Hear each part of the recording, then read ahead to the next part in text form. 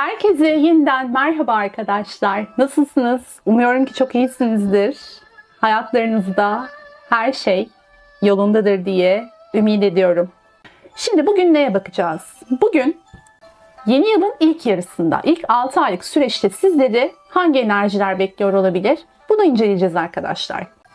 Bu açılım zamansız olduğu için İstediğiniz bir yıl için alabilirsiniz. Ne zaman denk geliyorsanız o yılın enerjisiyle dinleyebilirsiniz. Deste seçmeli olacak arkadaşlar. 2 adet destem var. Ve 2 adet şöyle çiçeğim var. Çiçeklerin renkleri birbirine çok benziyor olsa da bir tanesi biraz daha, yani şu birinci destenin çiçeği biraz daha açık turuncu renkli. Diğeri ise biraz daha koyu, kırmızıya kaçan bir renk arkadaşlar. Bu çiçekleri çok seviyorum. Bunları kullanmak istedim bugün. Yani açık renkli turuncu olan çiçeğimiz birinci destemiz olacak. Biraz daha koyu olan, kırmızıya dönük olan çiçeğimiz ise ikinci destemiz olacak. Siz şöyle tutalım aynı zamanda.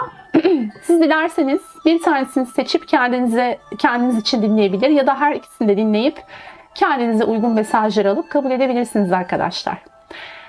Sizleri aşk, iş, kariyer, aile, arkadaşlar, sosyal çevre, insan ilişkileri fark etmeksizin herhangi bir konuda ya da bunların hepsiyle ilgili gelecek olan mesajları açılımın seyrine göre okumaya çalışacağım.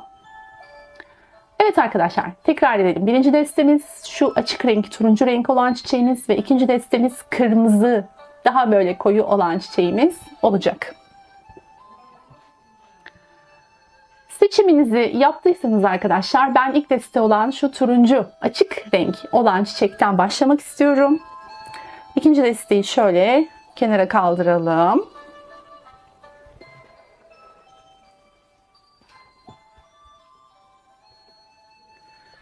Evet.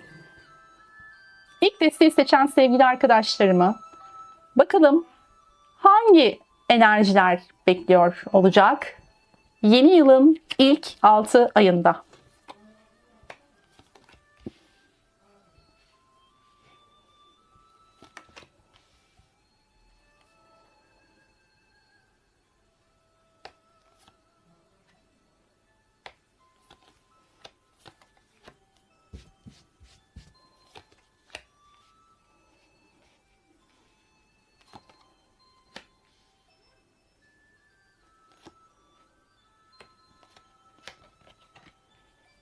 Evet, bir bakalım şöyle enerjilere genel olarak.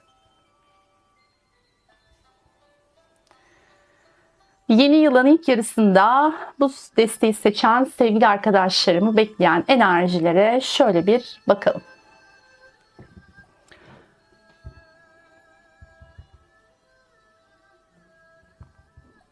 Evet, şimdi arkadaşlar bakın, yeni yıl dedik. Yeni adımlar dedik, yeni bir zaman dilimi dedik, yeni enerjiler dedik ve böyle der demez hemen ilk kartımız bir numara ile geldi. Yeni başlangıçları temsil eder biliyorsunuz bir numara arkadaşlar ve işbirliği zamanı diyor. Şimdi burada gerçekten yıla çok güzel işbirlikleriyle başlıyorsunuz. Yani herhangi bir konuda bu iş, kariyer, ilişki, arkadaşlık, ailevi meseleler olabilir. Hangi konu sizin için gündemse o konuyla ilgili ya da önemliyse arkadaşlar o konuyla ilgili bir işbirliği içerisine gireceğinizi görüyoruz. Yani özür dilerim. Yani diğer insanlarla, çevrenizdeki insanlarla güzel işbirlikleri içerisine gireceğiniz, birbirinizi tamamlayacağınız, işte romantik duygusal ilişkiler olsun, işle ilgili meseleler olsun arkadaşlar, çok güzel bir şekilde birbirinizi tamamlayacağınız ve güzel işbirliklerine gireceğiniz bir döneme giriyorsunuz arkadaşlar. Yeni yılın özellikle ilk zamanlarında. Bir numarayla da geldiği için yeni başlangıçlar, belki de yeni insanlarla tanışıp yeni başlangıçlar yapacaksınız. İş ortaklıkları, yeni fikirler, yeni projeler, aklınızda bir şey varsa bununla ilgili konular arkadaşlar. Bununla ilgili gerçekten güzel işbirliklerine imza atacağınız bir döneme başlıyorsunuz yeni yılla birlikte. Peki devam edelim. Bakın şimdi yakın bir zaman olabilir bu. Yani çok çok uzak bir zaman diliminden bahsetmiyorum şimdi söyleyeceğim şeyle ilgili. Daha önce kaybettiğiniz, belki de hiçbir zaman kaybedeceğinizi düşünmediğiniz fakat beklenmedik bir şekilde elinizden kayıp giden bir fırsat, bir insan, bir durum, bir olay arkadaşlar var. Yani böyle bir şey söz konusu. Böyle arkasından baka kaldığınız, bu daha çok bana yani ağırlıklı olarak maddi bir fırsat gibi geliyor. Çünkü burada elmas kartımız ve para altınımız var. Bu iki kart bana yakın bir zamanda kaybettiğiniz, kaçırdığınız bir maddi fırsattan bahsetti aslında burada. Fakat tabii ki siz bunu kendinize göre alabilirsiniz. Bu bir ilişki de olabilir, ilişki fırsatı olabilir. Ya da farklı bir mesele olabilir. Bunu kendinize göre alın. Bir şey kaybetmişsiniz arkadaşlar. Arkasından böyle baka kalmışsınız. Belki de dediğim gibi asla kaybetmeyeceğinizi düşünüp kaybettikten sonra bir şoka girmiş olabilirsiniz. Bir şaşkınlık yaşamış olabilirsiniz. Bir süre arkasından baka kalmış olabilirsiniz. Fakat elinizden kaçıp giden bir fırsat var arkadaşlar. Yakın bir geçmişten bahsediyorum. Tabii ki uzak bir geçmiş de olabilir bu. Fakat ağırlıklı olarak biraz daha yeni gerçekleşen bir olay gibi görünüyor ve arkasından bu kaybın arkasından bir süre baktıktan sonra ya da bir süre bu bir yas dönemi de olabilir. Yani o şeyi kaybettiğinizi idrak edene kadar biraz zaman geçmiş gibi görünüyor ve hemen arkasından bir belirsizlik başlamış. Yani belki bazı korkularınız tetiklendi, kendinizi kötü hissettiniz, belirsizliklerin içinde hissettiniz. Karanlıkta kalmış gibi hissettiniz belki arkadaşlar bu bahsettiğim kayıp meselesinin ardından ve sonra sizin için gerçekten çok zor günler başlamış. Bakın bu biraz ağır bir enerji çıktı burada. Yani bu kayıp meselesinden sonra hissettiğiniz şey gerçekten belki kendinizi böyle cezalandırılmış gibi hissetmiş olabilirsiniz. Nedense böyle söylemek istedim. Çünkü burada cehennemin kapıları kartı var arkadaşlar. Hani o cehennemin kapısına kadar gelmişsiniz sanki. Böyle hissetmişsiniz. Bu kadar karanlık, bu kadar kötü, olumsuz duygular hissetmişsiniz. Hepsini iptal ediyoruz. Hepsini iptal ediyoruz. Evet. Şimdi burada böyle bir mesele varken arkadaşlar bakın yeni yılın ilk dönemlerinde özellikle ilk 6 aya baktığımız için tabii siz bunu 3 ay olarak da değerlendirebilirsiniz. Kendi hayatlarınıza, kendi hikayelerinize göre. Bakın bu hissiyatın ardından gelen yani bu geçmiş zamanda gerçekleşmiş olan kayıp meselesinin ardından yeni yılın yine ilk dönemlerinde, ilk aylarında arkadaşlar elinize geçecek olan ya bu kayıp meselesiyle ilgili ya da farklı bir yerden elinize geçecek olan yine aynı konuyla ilgili yani dediğim gibi aşk meselesi ise aşk, iş ise iş, paraysa para bu meseleyle bu konuyla ilgili yeni bir fırsat yakalayacağınızı ve güzel bir alışverişe geleceğinizi görüyorum. Şimdi burada bakın bu daha çok maddiyatla ilgili ya maddiyatla para pul meseleleriyle ilgili ya da gerçek anlamda somut olarak bir fırsat elde etmenizle ilgili. Çünkü burada da bir işbirliği var. İşte bakın buradaki alışveriş ve buradaki işbirliği kartı sizin güzel alışverişlerde, güzel işbirliklerinde bulunacağınız yeni fırsatlar yakalayacağınızı bu konuyla ilgili gösteriyor bana arkadaşlar. Yalnız dediğim gibi bu yakalayacağınız fırsat bu kayıp meselesiyle ilgili. Ya örnek veriyorum şöyle açıklayayım daha açıklayıcı olur. Mesela siz birini kaybetmişsinizdir. Hayatınızdan biri böyle çıkıp gitmiştir. Bu fırsat eğer buradaki kayıp meselesi aşkla ilgiliyse buradaki fırsat meselesi de aşkla ilgili. Yani burada aşk burada para değil. Öyle hissediyorum arkadaşlar. Bunu özellikle belirtmek istedim.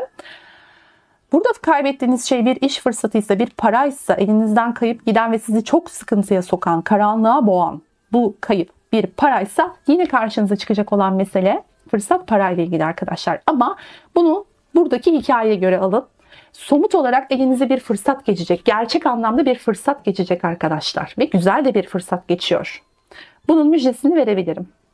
Yani sizi şu karanlıktan, bu cezalandırılmışlık hissinden kurtaracak, bu durumu unutturacak, belki de daha güzel bir fırsata doğru yelken açıyorsunuz arkadaşlar.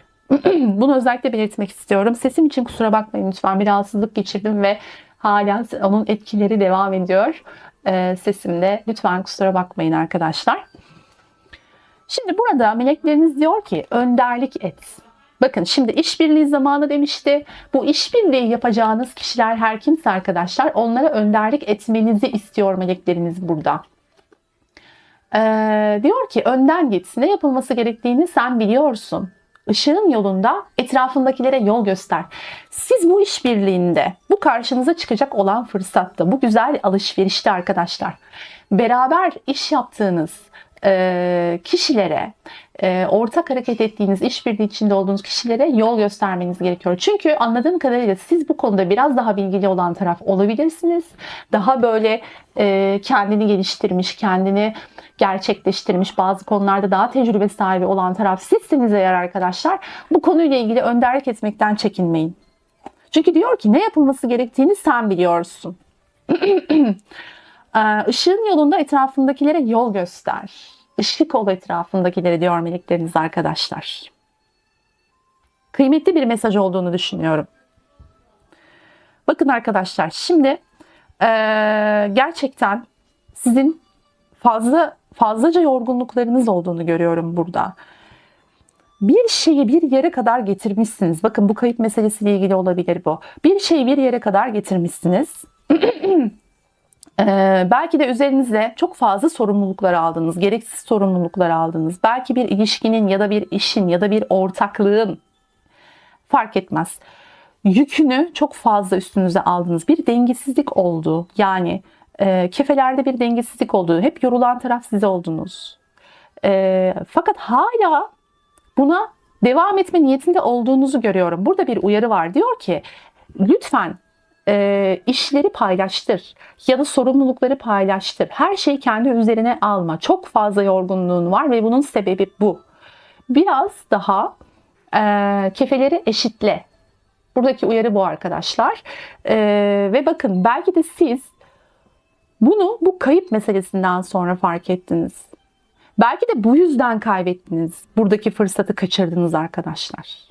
Yani her şeyi üzerinize alıp bütün kontrolün size olmasını sağlamak çok yorucu gelmiş olabilir. O yorgunluğun ardından artık karşı taraftaki mesele her neyse, kişi her neyse arkadaşlar ya da durum, bu yorgunluklarınız artık sizin sağlıklı ilişkiler kurmanıza engel olduysa eğer, burada hala bu duruma devam etme gibi bir eğiliminizin olduğunu görüyorum ve bu konuda bir uyarı var. Diyor ki sorumluluklarının böl. Sorumlulukları karşı tarafa da ver ve üzerine çok gereksiz yükler alma. Bu seni yoran ve ilişkilerini yıpratan bir süreç.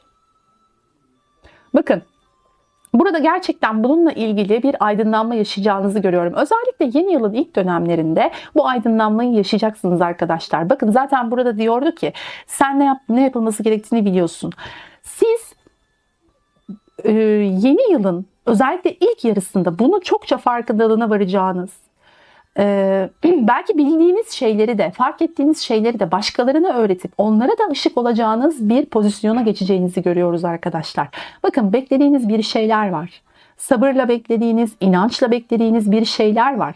Bu beklediğiniz şeyle ilgili de güzel aydınlanmalar yaşayacağınız, farkındalıklar yaşayacağınız ve güzel fırsatlar yakalayacağınız bir dönemdesiniz. Döneme giriş yapıyorsunuz daha doğrusu. Bazılarınız için babayla ilgili konularda iyileşmeler var. Artık konuyu lütfen kendinize göre alınız. Babayla ilgili konular, aileyle ilgili konular, eğitim, öğretim hayatıyla ilgili iyileşmeler, belki yeni bir eğitime başlamak gibi bir niyetiniz var. Bununla da ilgili güzel gelişmeler olacağını görüyorum arkadaşlar. Ve özellikle de bazılarınız eğer bu yıl bol bol seyahat etmek, gezmek istiyorsa ya da gitmek istediğiniz, görmek istediğiniz bazı yerler varsa arkadaşlar, bununla ilgili planlamalar varsa kafanızda, bununla da ilgili güzel fırsatlar yakalayacağınızı görüyorum. Yeni yerler görmek, yeni insanlar tanımak, yeni kültürler tanımak gibi fırsatlar elinize geçecek gibi görünüyor arkadaşlar. Seyahat teması da var burada. Fakat dediğim gibi şu an sadece hani düşündüğünüz, aklınızdan geçen konular olabilir bunlar. Fakat sonrasında çok güzel fırsatlar elde edeceğinizi görüyoruz arkadaşlar. Ve bir müjdem daha var size. Çok güzel bir kart çıktı. Normalde bu kartın olduğu deste biraz acımasız bir destedir arkadaşlar. Nasıl söyleyeyim size? İçinde gerçekten çok ağır enerjilerin olduğu kartlar da vardır. Bazen çekerken, bu desteden kart çekerken bazen korkarım. Böyle bir şeye kapılırım. Ya acaba çok kötü bir şey mi çıkacak falan diye böyle bir ufaktan korkmuyor değilim açıkçası. Fakat bakın çok güzel bir kart gelmiş size. Okuyorum üstünü. Okumadan önce şöyle bir göstermek istiyorum. Net bir şekilde görebiliyorsunuzdur umuyorum ki. Ve diyor ki arkadaşlar, aşk hayatında çektiğin acılar ve zorluklar bitiyor. Sevgi ve saygının artacağı güzel günler yaklaşıyor. Buyurun. Güzel bir müjde, güzel bir haber arkadaşlar. Aşk hayatında bakın bu kayıp aşk meselesiyle ilgiliyse bununla da ilgili çok güzel gelişmelerin olacağını ve hatta bu karta da bakarak tüm şuraya kadar yaptığım yorumları birleştirirsek burada aşk hayatıyla ilgili bir kayıp söz konusuysa ve bu size çok çok acı çektirdiyse, bu bir ayrılık olabilir, bu bir boşanma olabilir arkadaşlar, her neyse. Bu durum size çok ağır geldiyse, sizi karanlıklara, belki depresyonlara, psikolojik rahatsızlıklara kadar varan durumlara sürüklediyse arkadaşlar, aranızda çok güzel paylaşımların olacağını, aslında bu kayıp meselesiyle ilgili yine ve beklediğiniz ve sizi çok yoran aslında konu buysa, beklediğiniz güzellikleri de aşk hayatında aynı şekilde yaşayacağınızı görüyoruz. Bu bakın illa kaybettiğiniz kişi olmak zorunda değil. Bazen sistem bizden alır, uzaklaştırır. Hiç beklemediğiniz bir anda sizden uzaklaşır. Evet, kendinizi çok kötü hissedersiniz. Fakat bu sizin için bir hediyedir, bir lütuftur arkadaşlar. Bunu o anda fark edemezsiniz. Fakat daha sonra daha iyisi için yer açılır ve daha iyisi karşınıza çıktığında siz anlarsınız ki evet, benim için iyi ki de bu kayıp meselesi gerçekleşmiş. Buradan aldığım derslerle beraber yeni hayatıma daha sağlam temellerle başlayabilirim. Burada böyle bir farkındalık olabilir. Bu tabii ki kaybettiğiniz kişiyle ilgili olabilir. Fakat sizi gerçekten hak ettiğiniz değeri verecek, sizi geleneksel yapının içine sokacak. Yani toplumun onayladığı şekilde bir ilişki yaşamanızı sağlayacak olan kişinin hayatınıza doğru geldiğini görüyorum arkadaşlar. Çünkü diyor ki evet, çok acı çekmişsiniz gerçekten, aşk hayatınızla da ilgili büyük acılar çekmişsiniz ve diyor ki aşk hayatında çektiğin acılar ve zorluklar bitiyor. Gözün aydın, yeni yılla birlikte, yeni yılın ilk döneminde bunu artık gerçekten somut anlamda görmeye başlayacaksın.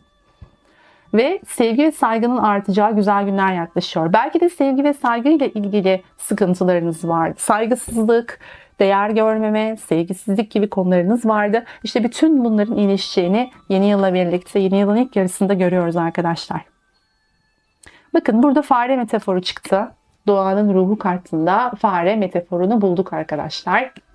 Diyor ki gözü doymayan, karanlıktan aydınlığa çıkamayan, hakikatten mahrum olan. Bakın şimdi buradaki bu önerileri ve tavsiyeleri dikkate aldığınızda ve bu inancı koruduğunuzda şu moddan, az önce okuduğum bu fare metaforu modundan çıkıyorsunuz arkadaşlar.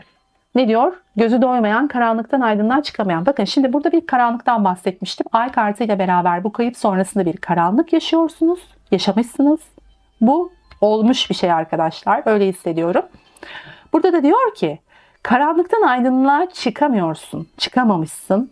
Evet, hakikati görememişsin. Bakın sizin artık yeni yılın ilk yarısıyla birlikte, ilk aylarıyla birlikte bazı hakikatlere eriştiğinizi görüyoruz burada. Bazı şeylerin farkındalığına varacaksınız. İşte buradaki zaten bu Aziz kartı bize bunu da anlatıyor olabilir. Yani burada Hakikati göremeyen diyor ya, karanlıktan çıkamayan, hakikati göremeyen. İşte burada artık hakikati görmeye başlıyorsunuz arkadaşlar. Belki de hiç fark etmediğiniz şeyleri fark etmeye başlayacaksınız. Çok güzel alışverişler var. Gerçekten güzel işbirlikleri var. Yeni yılın ilk dönemlerinde, ilk yarısında sizler için tecrübelerinizi almak ve aldığınız tecrübelerle başkalarına ışık olmak sizin göreviniz arkadaşlar gibi görünüyor. Tabii ki böyle bir sorumluluk, bu güzel tatlı bir sorumluluktur. İnsanlara bazı konularda ışık olabilmek güzel bir sorumluluktur. Yorucu, ağır bir sorumluluktan bahsetmiyoruz. Yani şuradaki gibi gereksiz yükleri üstünüze almanız gibi bir şey değil bu arkadaşlar. Lütfen üzerinizdeki gereksiz yüklerden kurtulun. Bakın gemiler batarken önce fazla ağırlıkları atarlar denize. Ağırlıklarınızı atın arkadaşlar. Yani sizin için acil ihtiyacınız olmayan, size hizmet etmeyen şeyleri boşu boşunuza üstünüzde taşıyıp da yük yapmayın. Bunlardan kurtulun diyor kartlar sizin için. Peki. Bir de bir büyüye danışıyoruz. Tabii ki Rumi'ye soracağız. Bakalım sizler için, bu desteği seçen sevgili arkadaşlarım için Rumi neler tavsiye edecek? Yeni yılın ilk yarısı için bu desteği seçen sevgili arkadaşlarıma neler tavsiye edersin sevgili Rumi? En doğru mesajı almaya niyet ediyoruz.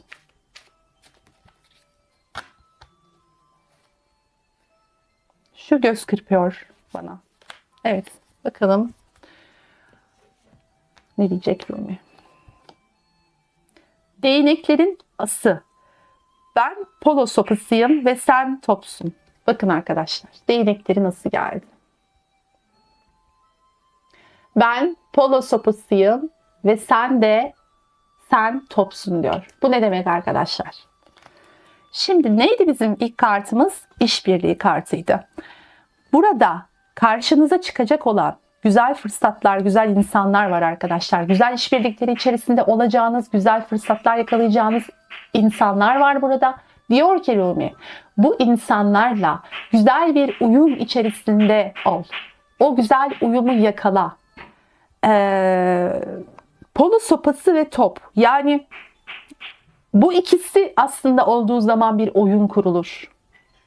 Polo sopası, özür diliyorum. Polo sopası, konuşamadım. Affedersiniz arkadaşlar. Bazen oluyor böyle, dilimiz sürüşüyor. Çok konuştuğumuz zaman. Diyor ki polo sopası ve top olduğu zaman bir oyun kurulabilir. İki kişinin işbirliği, iki kişinin uyumu. Bakın uyum teması çok ağırlıklı bu destede. O yüzden arkadaşlar güzel uyumlar yakalayabileceğiniz insanlar karşınıza çıktığında lütfen onlarla güzel fırsatlar yakalayın ve bu fırsatları değerlendirin arkadaşlar. Ve zaten değnek ası da yeni başlangıçlar, filizlenmelerden bahseder.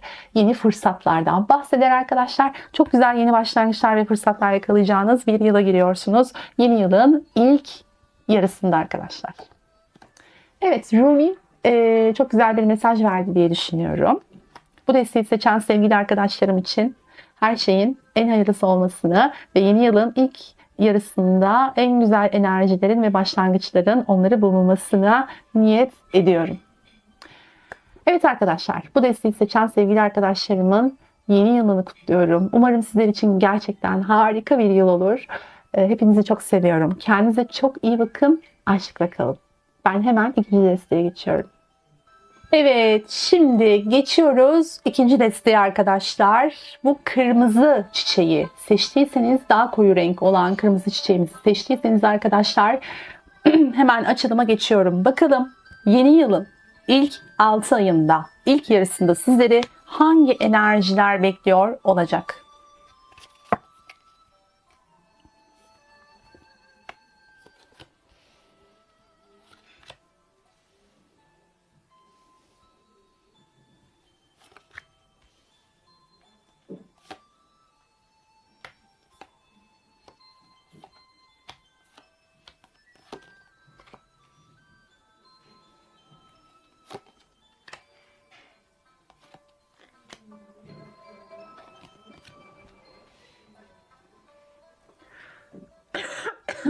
Evet.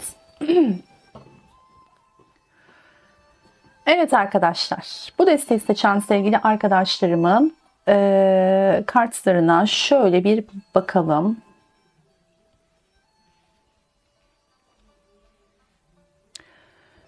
Şimdi bu destede ağırlıklı olarak yeni yıla dönüşüm enerjileriyle girdiğinizi görüyorum.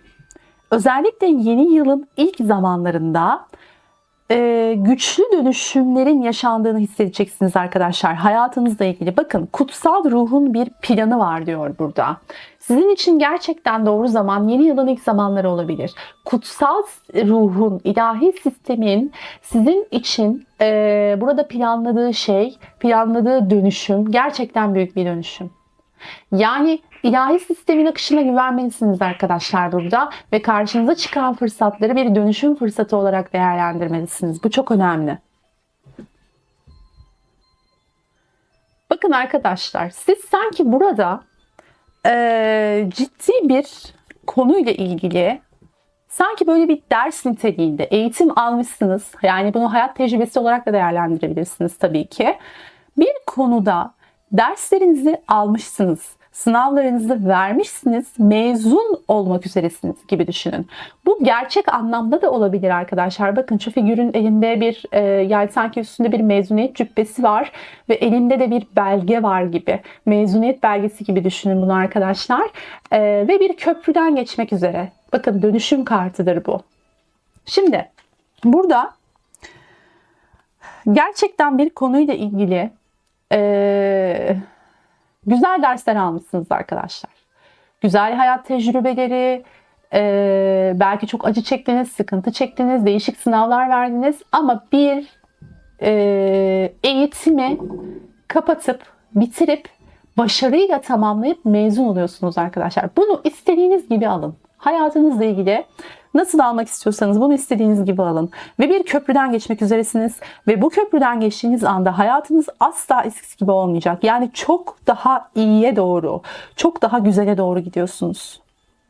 Mezuniyet zamanı sizin için arkadaşlar. Bu yeni yılın, önümüzdeki yeni yılın özellikle ilk dönemleri sizin için mezuniyet zamanı.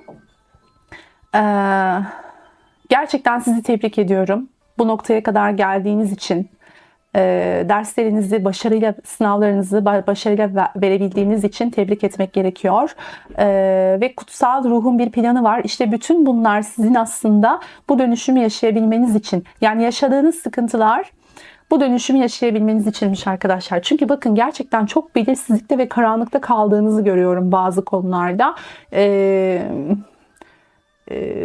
Belki bir şeyi bilmemekle sınandınız. Yani bilememekle, bilgi alamamakla, hep böyle muallakta kalmasıyla, kafanızdaki soru işaretleriyle sınandınız belki de arkadaşlar.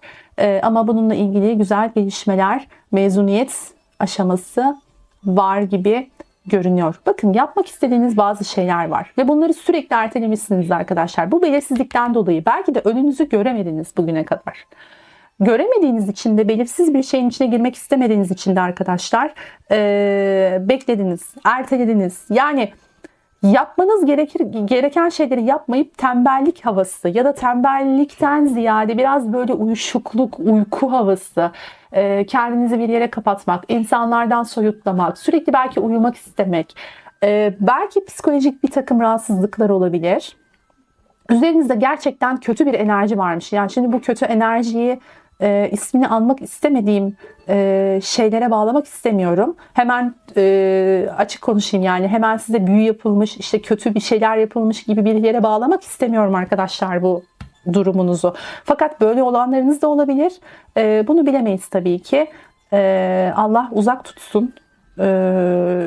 Evlerden ırak olsun diyelim. Şifa çalıştıralım. Kötü enerjilerden arınmaya niyet ediyoruz kolektif olarak.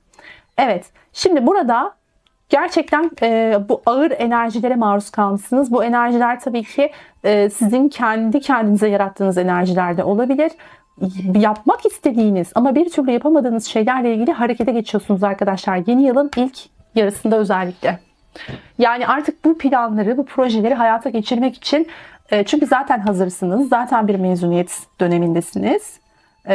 Ve artık harekete geçme zamanı. Bir takım iletişimler olabilir bazı insanlarla aranızda bu konuyla ilgili. Yani artık şu uykudan uyanıp atağa geçiyorsunuz. Kılıcınızı çekiyorsunuz arkadaşlar. Bununla ilgili haberler var. Alacağınız bir takım haberler var. Şu olumsuz enerji artık dağılıyor burada. Yavaş yavaş dağılıyor. Şu bulutlar dağılıyor arkadaşlar. Ve diyor ki melekleriniz sessiz olun. Çok fazla gürültü çıkarma. Yani neyse okuyalım kartın üstünü.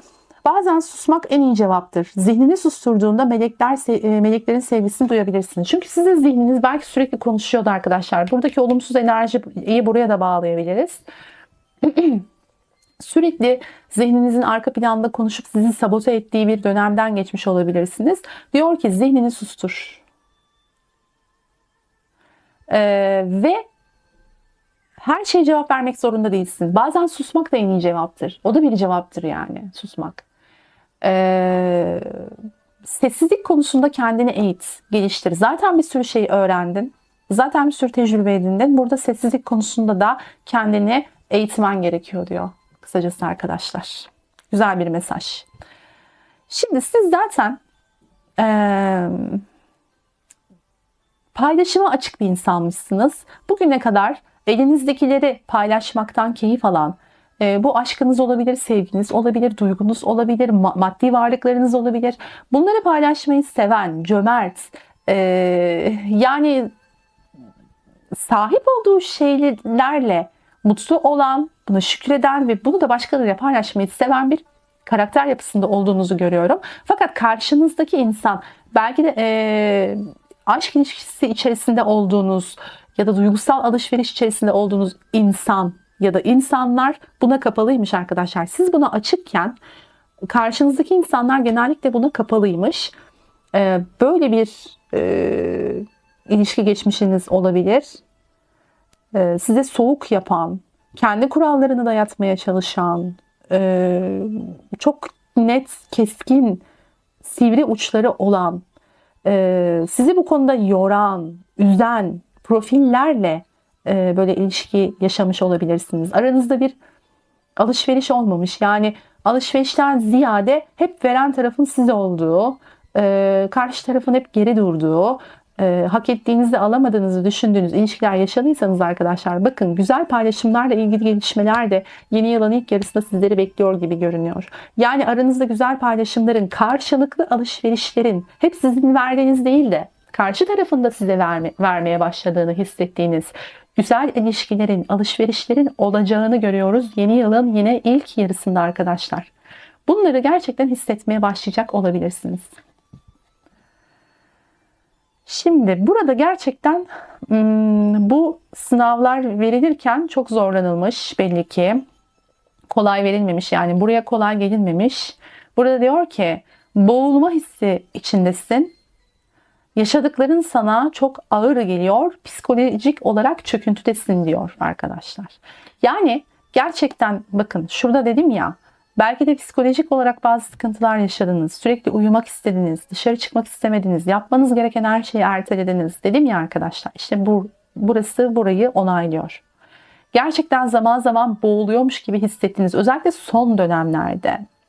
Yaşadıklarınızın çok ağır geldiği ya da psikolojik olarak sizi çöküntüye uğratan durumlar her neyse arkadaşlar işte bütün bunlarla ilgili iyileşmeler harekete geçmekle başlıyor. Yani bu sizin hani böyle bir beyaz atlı prens gelip sizi kurtaracaktan ziyade sizin kendi harekete geçme isteğinizden kaynaklı bir kurtuluş olacak. Bu mezuniyet sonrasında tabii ki dediğim gibi bu mezuniyeti kendinize göre istediğiniz gibi alabilirsiniz. Fakat burada gerçekten burada kendinizi kurtaracak olan sizsiniz arkadaşlar. Şu olumsuz enerjiden kurtulacak olan sizsiniz. O bulutları dağıtıp, bu belirsizliği dağıtıp, şu uykudan uyanıp harekete geçtiğiniz anda çok güzel alışverişlerinizin olacağı kişilerle karşılaşıp güzel fırsatlar yakalayacaksınız. Gerçekten büyük bir dönüşüm aşamasında bu desteği seçen arkadaşlarım. Ve burada bir koyun metaforu görüyorum arkadaşlar. Bakın. Yine bunu son zamanlardaki durumunuza bağlıyorum. Koyun metaforunun altını okuduğum zaman ne demek istediğimi anlayacaksınız. Diyor ki sınırları aşamayan, kendi benliğini ortaya koyamayan, akıl yürütemeyen diyor. Şimdi burada işte bu son zamanlardaki ruh haliniz temsil ediliyor. Tıpkı şurada dediğim gibi sınırları aşamayan, yani bu sınırları aşmanıza engel olan bu kötü enerjilerden dolayı kendi benliğinizi ortaya koyamadığınız durumlar, yine son zamanlarda yaşadığınız, belki de akıl yürütemediğiniz, göremediğiniz, düşünemediğiniz bazı şeyler var. İşte tam olarak buradaki hareketle beraber bu alandan çıkıyorsunuz arkadaşlar. Yani yeni yılın ilk yarısında artık hareket başlıyor. Üzerinizdeki ölü toprağını attığınız, güzel iletişimlere, alışverişlere geçtiğiniz bir dönem sizler için başlıyor gibi görünüyor arkadaşlar. Bakalım başka atladığımız bir şey var mı?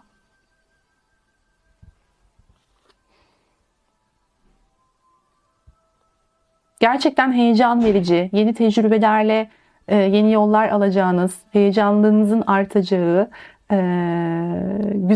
güzel yani gerçekten güzel bir döneme giriyorsunuz. Şu ölü toprağından bir kurtuluyorsunuz arkadaşlar. Burada dediğimiz gibi tavsiye sessiz olmanız yönünde, daha çok iç sesinizi dinlemeniz, zihninizi susturmanız yönünde arkadaşlar. Sahip olduklarınıza şükretmeniz gerekiyor. Çünkü gerçekten aslında çok şeye sahipsiniz. Güzel şeylere sahipsiniz burada. Bunun farkında olup şükretmeniz gerekiyor. Peki, bir büyüye soralım, Rumi'ye danışalım. Rumi size bu konuda neler tavsiye eder? Yeni yılın ilk dönemi için, ilk yarısı için. Nedir tavsiyen sevgili Rumi? Şu çıkıyor arkadaşlar, bunu alacağım. Bakalım neymiş? Rumi'nin sizlere mesajı.